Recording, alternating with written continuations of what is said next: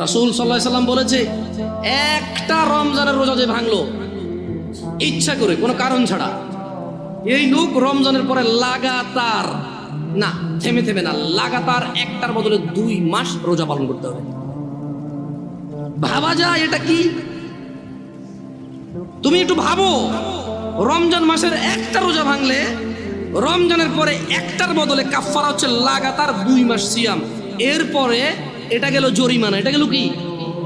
এটা গেল জরিমানা। এরপরেও তোমার মাপ চেয়ে নিতে হবে রোজা যে ভাঙছে বিনা কারণে। তাওবা, ইস্তিগফার, আল্লাহর কাছে ক্ষমা চেয়ে নিতে হবে রোজা ভাঙার কারণে। মানে একটা রোজা ভাঙার কারণে 2 মাস রোজা থাকলো যথেষ্ট। কি বাকি আছে? মাপ চাও, মাপ চেয়ে নিতে হবে। এবার মাপ পাইছো না পাইছো এটা কে জানে। রাসূল সাল্লাল্লাহু আলাইহি সাল্লাম বলেছে, একটা রমজানের রোজা যে ভাঙলো ইচ্ছা করে কোনো কারণ ছাড়া, এই লোক রমজানের পরে লাগাতার না, থেমে থেমে না, লাগাতার একটার বদলে 2 মাস রোজা পালন করতে হবে।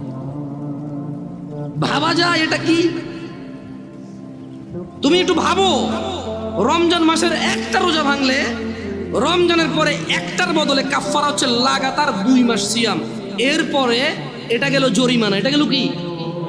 এটা গেল জরিমানা। এরপরেও তোমার মাপ চেয়ে নিতে হবে রোজা যে ভাঙছে বিনা কারণে। তাওবা, ইস্তিগফার, আল্লাহর কাছে ক্ষমা চেয়ে নিতে হবে রোজা ভাঙার কারণে। মানে একটা রোজা ভাঙার কারণে 2 মাস রোজা থাকলো যথেষ্ট।